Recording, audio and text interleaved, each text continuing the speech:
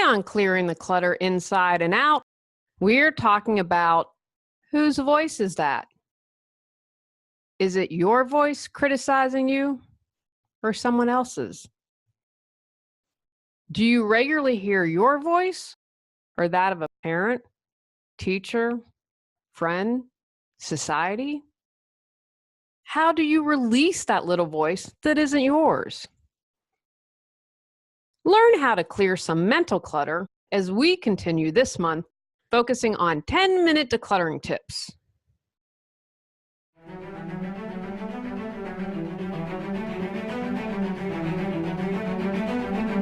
Ready to clear your clutter and share your gifts with the world? Every Tuesday at 1 p.m., join award-winning professional organizer, author, and certified life coach Julie Coraccio on Clearing the Clutter Inside and Out as she teaches you how to navigate the waters to declutter your life.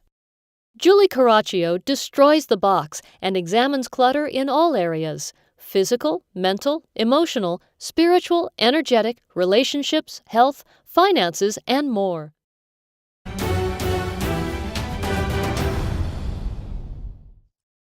Today's episode was inspired because someone used to say this to me all the time. I work on asking myself this, whose voice is that? And I also encourage my clients to do the same. I know that I have been influenced by others, and at times a little too much.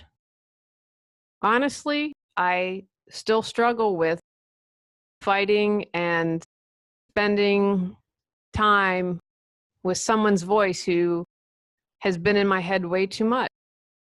One of the things I am working on and have spent a lot of effort in releasing is that my mentor's voice. What I learned from the entire experience was to not have hero worship, to not worship teachers anymore. I allowed my teacher to have way too much influence on me, and I allowed it. The thing that is absolutely great about that, though, when I was told what, quote unquote, my truth was, that didn't ring true to me. I'm like, not feeling that. That's right. I'm going to continue down this path and on my journey, what is true to me. And having a little more distance on it, I'm like, wow, I was really caught up in someone else telling me what was right and wrong, and should put those in quotes, and that it wasn't my voice, it wasn't my journey. So some like that I was really aware of, but there are other voices that we might be hearing that we're not sure where they come from. It's maybe something that happened to us when we were younger. To the best of my knowledge, the whose voice is that comes from Access Consciousness. I haven't taken any of their classes, and it might be called something differently in another teaching, kind of same concept, just worded differently. I really like whose voice is that, though. It just kind of hits it right on the head. The people who taught me this to ask myself were taught by Access Consciousness. So I want to kind of give credit where credit is due. I haven't studied, and when I was doing a little research on this, it looks like they might have tweaked the phrase. I'm passing along what I taught and use, but have fun with it. Feel free to Google and do a little more examination on your own. This week, examine your thoughts, emotions, and feelings. Ask yourself, whose voice is that? If it doesn't feel good, it probably isn't your voice. If we're really coming from our soul, our spirit, don't you think it'll feel good? I had an art teacher when I was in junior high who always gave me bad grades. And for a long time, I was really afraid to do art because I thought I was just terrible. I discovered when I was a nanny and I was lived in just outside of Boston, and I'm like, I have to do something. So I would go into Boston and took some oil painting classes. And I discovered that I'm pretty good. I've got my oil paints recently. I need to set aside time. It might not happen until I get to the beach. Other things that I'm working on that have to get done. But I'm so excited to pick back oil painting up again because I'm actually pretty good. My mom discovered in her 50s that she's a really good watercolor painter. All the Christmas cards that she does now are her original art. We have original art in our home, and she was invited to do a show. And so there's a painting she really loves that we have.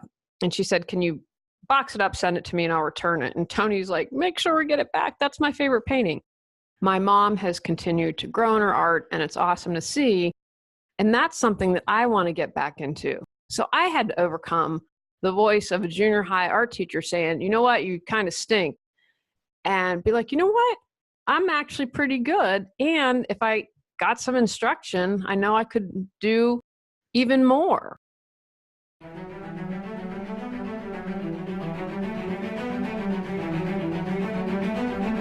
Losing money because you aren't organized? Tired of spending hours looking for things? Stressed out? Go to reawakenyourbrilliance.com to learn how Julie Coraccio can support you.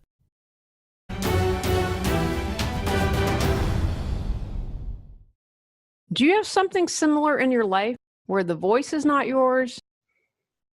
Is there something you're struggling with or dealing with right now?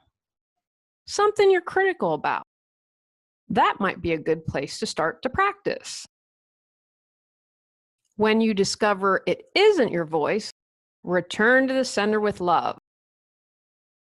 For example, my previous teacher said, this isn't going to happen. And so when that comes up for me, and it still does, I say, that's not my truth. And I visualize sending it back to her with love. I always also like to have gratitude that it is coming up to be released.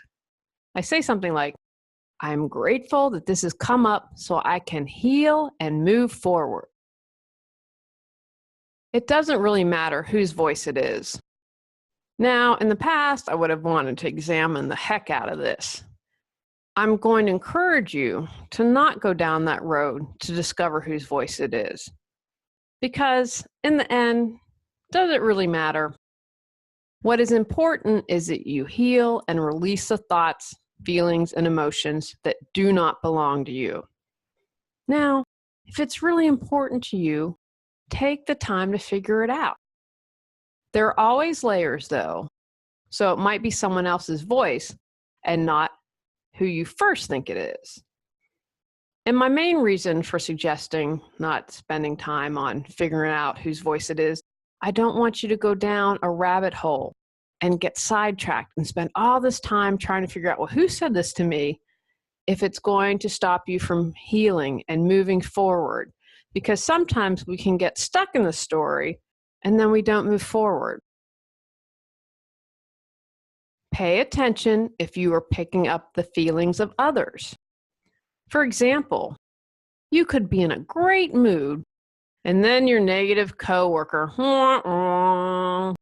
bops in, and all of a sudden, you're a crank monster. This has zero to do with you. That isn't you, that's someone else's energy that you are picking up or is getting in your field. Remember, you have a choice to decide if it is your voice or someone else's. When that not so great feeling, thought, or emotion comes up, what can you replace it with? I've been doing affirmations daily. Make sure your affirmations are in the present moment. I am, I have, positive, and pack a punch.